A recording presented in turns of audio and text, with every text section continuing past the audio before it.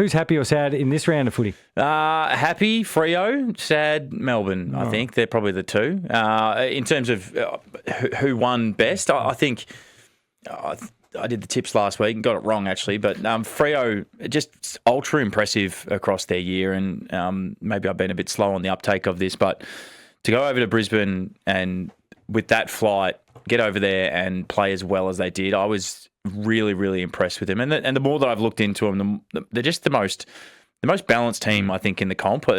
Nothing particularly really stands out that they're absolutely amazing at, but they just have no holes in their game. Their contest work's good. Their offense is good. Defensively, arguably, that's probably, you could say they're the best in the comp at that. And they're one of the best teams going inside 50. So their story stacks up this year, and I'm excited. I know you're quite big on them, and I'm thinking I might have to start jump on board now. I think a lot of people, it wasn't like they were against Freo. I think they just thought, well, they've won 10 in a row. It's their longest trip, of course, heading up to the Gabba. But I think there was the expectation, well, surely Brisbane bounce at some stage. And I think that's why a lot of people tipped the lines, myself included, and yourself, as you just mentioned. It wasn't actually necessarily a shot against Freo. It was just we're expecting the other side to actually show us the side that they've been for the last 7 years, really. Yeah, and I think that's probably trust is probably the word that is, and take this game away because we can talk about what this game did to trust levels. But I think over the last few years, everyone trusts Brisbane. They trust what they do and expect them to come back. And then probably if you go on the Freo side of the draw, they've kind of failed in a lot of the really big moments and big games that they've had to be able to perform. So, and a massive game, and this is why they're the biggest winner by a mile by me this weekend. And I think everyone across the league have now built a level of trust in Freo that goes deeper than just the regular season. I think they're going to be right there at the end of the end. There's a level of maturity about them. Of course, they've had some tough come-from-behind wins. They've won in the wet when you think back to the Adelaide Oval, and they won 2 games in a row at the Adelaide Oval, of course, with the gather round over there. They've won Wharfie time, of course, via centre bounce and clearance. They've won by playing with speed and dare. And what impressed me in the third quarter in particular, they took what the game was in front of them. And by that, I mean, Brisbane sort of folded back. They played almost a full ground zone. They go, well, we'll just kick our way through you, and found a way to get to the 3 big boppers, of course, in Voss, Tracy and Amos, who have combined for over 70 goals this year. Yeah, and that's the sign of a really, really good footy side. It's you want to have the way you play, and they are a defensive bottleneck, to say the least. They strangle teams, they keep the ball in their half, and they're very efficient when they go inside 50. And if you complement that with really good contest work, that's probably their DNA. But as you said, Jim, they found ways to win in games that is different. And I came on this program early in the year and was talking about that was kind of Collingwood's DNA. Collingwood's DNA was to win in different ways. I think Freo are doing that with a really, really solid base of what they're built off. And I can only really see good things happening in the back half of the year. If you've got a question for Sam Docherty, give us a call on 133 693, or you can text us on 0477 693 693. Peter has given us a call. Good evening, Peter. Guys, g'day. And yes, I love the Doc. I love his honesty, like you, Jim. I love his style. Doc, welcome. Thank you. And thank you for taking the call.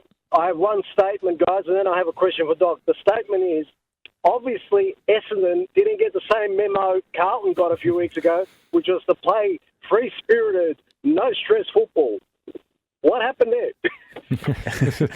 It's a good question, Peter. From me watching, I think that Carlton's sort of year had been very up and down, but they'd had some really good periods where they'd played well.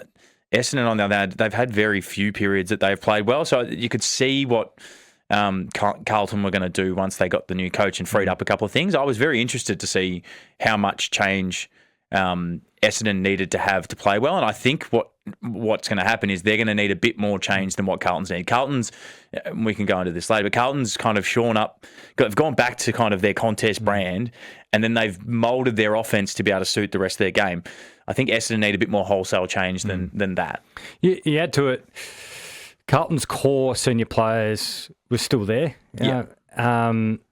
Look, you can have the debate of whose core is better and all that sort of stuff, but their core, even though they weren't absolutely flying. They were still playing reasonable football. Like, as much as the criticism came to Patrick Cripps, his football wasn't that bad when you actually looked at the numbers. But then when they obviously swapped over, of course, from Voss, and then the caretaker, Josh Fraser, comes in, there was still Mackay, Walsh, Cripps. Wiedering came back into the side. I'm going to miss a couple of Jagger Smith. We knew had some talent as well. So there was still a fair bit to work with. It feels like each week Essendon were losing another one. Then they lost Archer May early in that game. So it was a bit of a patchwork quilt that they ran out with. Yeah, they did. And they had some significant outs from the week before, losing your captain on a game like this. Yeah. You're also going across to Perth, and I know West Coast haven't been brilliant this year, but they're a young side that's quite up and down, and in the last few weeks, they've kind of gone through this. They did this at the start of the year where they played well, and then they went through a really poor period of time.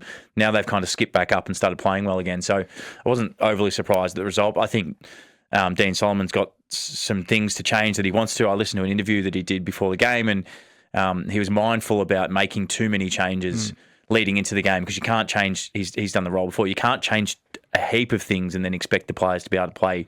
So there's probably made a couple of adjustments this week. He'll probably make a couple of adjustments next week, and hopefully we'll see a better Essendon over the next few weeks. 4 wins in the first 12 rounds for the Eagles is a big plus for them. And you just look at Dersma and Harley Reid, and of course, not only are they star players, but you can almost see, the football relationship, but the personal friendship. They live together. It's almost like they're looking at each other going, yeah, I reckon we can get this place rocking again. Yeah, definitely. I think they've got a number of... I love Job Shanahan. I just love the way he moves and the way he plays. But they've got a really good young core that's playing well at the moment. Jimmy played footy as well. When you're quite young, and that just fluctuates. It goes up and down. So there's going to be form fluctuations with West Coast game this year, and that's to be expected. But you got to judge them off what they're building. When they're playing well, you want to see the way that they're playing now, and that's what you want to start to push forward with. Who was the straggler for the round? The straggler for the round. Oh, well, there's two in this, but there's the opposite of Freo, which was Brisbane. But Melbourne were. I don't know. I've had question marks over the year about how long their game plan will stack up in terms of their high octane offense, but they're really poor defensively, and Brisbane have kind of got the same profile at the moment. They're both of them are really good on the offensive side of the game, reasonably good at contest, but their defense is in the bottom six, and they're bottom six across a number of key defensive metrics, and that's resulting in patchy games. And I think we have, again, back to that trust thing. We had more trust in Brisbane. So we're kind of seeing them differently, but they're kind of showing up. If Brisbane don't fix their defence, they will really struggle in the finals. And I think Melbourne's at the same point as well. It's how does Stephen King adjust their game plan, not take away what they are, but be able to add in some layers in behind defensively. So this is off the text line, and it's going on your point as well. Hey, Sam and Jimmy, do you think Stephen King will be able to remedy this? So how can you fix this? Because you can't fix it in a week, and it feels like, well, he's starting at a certain point. All right, let the flair come back into him. Let's play with some energy and excitement. It's been a big plus. So how does he keep that whilst doing what all coaches love to do, is suck the life out of the game? Suck the life out of the game. Yeah. So how has he managed to do that to still keep the Melbourne flair that we are enjoying, but also be a little bit stiffer in defence? Yeah, well, ultimately, if you're going to go fast with your offense, you need to move fast defensively. And so what I mean by that is the flair of your offense comes in a few players that are involved in the play and the guys forward of the ball. The speed and reaction of defense is what everyone else should be thinking. So if you're going to play with a lot of speed, you've got to get up the ground fast. So there's two options. You either get up the ground fast or you just sit defensively. So he's probably got a choice of the two. He either goes with the run and carry and speed of the game and tries to lock it in their half, or he accepts that might be too much and starts to play really far back in their defense and trying to defend from basically your back half is probably your other option. So it probably needs to pick one of those and make sure that the whole team's on the same page with that, because if you get stuck in the middle of both, you'll get scored against quite comfortably. But that's the decision he's got to make is, am I able to, with the group that I've got and the fitness levels that I've got, be able to stay with that front half game? If you can't, then potentially looking at a different way of defending the old soccer adage of park the bus, but be able to defend knowing that they're going to get a couple of kicks out and how quickly you can get delay on that ball as opposed to trying to turn it over. This off the text line as well, 0477 693 693. Hey, Jimmy, with Will Day back, the Hawks look so much better. What do you think? Thanks, Ron. Oh, it's hard to disagree with that. Absolutely, it's hard to disagree with that. He's been the missing piece of their puzzle for most of the year, hasn't he? Hawks, at the moment, I have 4 teams that I think can win it, and I actually don't have Brisbane in at the moment, unless they can fix their defensive stuff. But Hawthorn, Geelong, Sydney and Freo. And Hawthorn, for me, are the one that they built their team off. Everyone's question around them was their midfield and being able to win enough clearance and contest the ball. They do that quite comfortably now. Their other side of the game that they're excelling in is their transition. Why Will Day is so important, he's the one guy that does both at a really, really high level. So he wins the inside ball, he wins clearance, he wins contested possession, but he gets it on the outside and he has class. So he connects their midfield to their transition game. And as Ron said on the text line, he makes them look so much better as a team. They're going very, very well at the moment.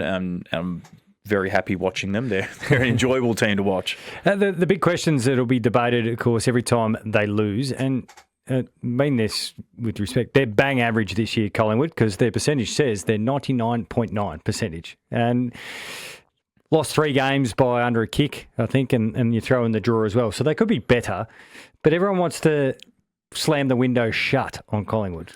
Yeah, yes and no. I think they are where they are, and to your point, that they're probably in that mid-tier bracket. I don't have them anywhere near the top at the moment, so they'll have to really improve in the back half of the year. I don't know where that improvement comes from, but I think they'll be close enough to be playing finals anyway. That's probably where I see them. And what happens in finals is experience comes to hand, and that's what they've got a lot of. One of the hardest parts of the year when you've got experience is actually right now. It's when the old bodies are getting into winter and the bones and the joints are getting a bit sore, it becomes a bit harder to get up for games. So this is the real trying time of the season for a footballer, and Pies off the back of this, if they can just stay afloat and get to the back end of the year, I think they might be able to be a hazard in finals. I can't see them winning it off the back of how good the teams up the top are playing. Can I highlight some players to you who had some impressive performances, not only this week but over the last few weeks? But Harry Dean, he's this week's Rising Star nomination. Your thoughts on him? And of course, Billy Wilson's providing a bit of zip out of the back half. Yeah, I love watching both of them play, to be honest. I love watching Harry Dean play at the moment. Watching him without Weeders the other week playing Georgiani's for years has given Carlton a headache when we played against them, and has kicked a significant amount of goals most times. So to watch him play on that and take the responsibility, he's light framed, but he competes. And I've loved watching that about him. Even when the chips have been down this year, he's been one that never gives it in. So very happy that he's won the Rising Star this week. And Billy Wilson had a bit of a role in his journey across his career at the Blues, and I love watching his zip. I love watching his kick. He's the modern day halfback flank. I was the after age of halfback flank, so I was a bit more slow and kick mark and got my way through the game. But these guys that are at the real high level of halfback flankers these days have got serious pace, serious agility, and they got really good foot skills. So he fits that mould completely, and he's just growing his game. I talked to him a bit at the moment. He's just still growing in his role and learning learning the defensive system and everything. So he's only going to get better with age. As you know, there's quite a number of Carlton supporters here at 3AW, and it was that rapid coming into my ear. Mitch Georgiou just kicked 21 goals against Carlton, the most he's ever kicked against any team, with an interesting look on the other side of the screen. So he enjoys dining out on the Blues. Now, we've got a number of players with perfect 10 scores in the coaches' votes this week. You can talk as little or as short as you want about these gentlemen. Of course, Patrick Cripps we've touched on, Isaac Heaney, Jordan De Goey, Finn Callaghan and Ruben Ginbey. Which of those gentlemen really impressed you? Finn Callahan's the one for me. We haven't spoken about GWS tonight, so we can give them a little bit of a wrap as well. I think very injured for a period, and I think you asked me a few weeks ago what I feel about GWS. GWS for me were a team that felt like they couldn't produce their best because they just didn't have the cattle on the park. They're slowly getting that back at the moment, and shock behold, they've turned it all around, and their form looks great. And Finn Callaghan, for me, he's one of my favourite midfielders to watch across the competition. He's another of the Will Day ilk that plays inside, outside. He's a very defensive-minded midfielder. He plays a very specific role for the Giants across sort of the defensive part of the ground. He connects the back line to the midfield. So I love watching him go about. That one that's not on there, and I was doing a bit of research today. Toby Bedford's he's in some serious form at the moment. I think he's the most improved player over the last sort of 3 or 4 weeks. And not surprising that they're playing well off the back of that is, again, to the way that GWS are playing and what's challenging everyone is their speed of ball movement, which we've seen across a lot of teams, but that's where GWS have really stepped up over the last few weeks, and it's proving a hazard for those guys. I mentioned, of course, Harley Reid and Dersma. They're always going to get the attention. They've got Lindsay. You mentioned Job Shanahan. Ruben Jinby was drafted as a midfielder. He's like a beast down back at the moment. He's that strong for a young man. Yeah, he was of the ilk of everyone wanted a Patrick Cripps, so everyone went searching for a Patrick Cripps, and they were just drafting big midfielders to be able to play in the game, and the game's actually kind of shifted away from that. But well done for whoever said let's put him at full back, because he's got all the tools that you need. He's a competitor. He's strong. He's got reasonably good skills. And as I said, like 10 votes in coaches' votes. For young players to get 10 votes, the most impressive player on the ground. For the coaches, there's a difference between the umpires and coaches. But for the coaches, that's saying that he's played a really, really good game of footy, and he's been very good all year. He's filled a hole in that sort of West Coast backline for the whole year. Sam has given us a call and he wants to ask our Sam a question. Good evening, Sam. Good evening, Sam. I want to know your opinion on as to whether or not Craig McRae's got the fortitude to make the tough decision on players in the way that they're structured in our team. I was actually really disappointed with our effort against the Bulldogs on Saturday. We got comprehensively smashed in the middle, and it's been a year-long trend. And we've got too many midfielders that go one way and don't sort of draw a nil-all draw at the centre bounce, and it puts our defence in massive amount of pressure. And I reckon there's certain players that no longer should be in that middle, and things have to be done. And what do you reckon? You reckon he's got the strength to do it? Yeah. Like, you make some interesting points. I think what Collingwood have done to themselves is that if they've gone all in on this group, and they've done it for a few years. So by doing that, they've given away a number of their picks to be able to get players in. So the top-end talent that should be sitting underneath isn't there as much at Collingwood. They're trying to grow some other sort of the later picks that some of them that do look quite good. And there's an interesting selection committee meeting for the Pies, whether they want to change that or whether they don't want to double down with their group. What I've kind of seen with McRae is he likes to stick with the group he's got, and you're back in the experience in many ways. But I think what the interesting part will be is like post this season, where their decision making is. For years they've been, I want more talent, I want no picks, I want to get players in that's going to help me win now. It'll be an interesting watch to see the strategy change at the end of the year.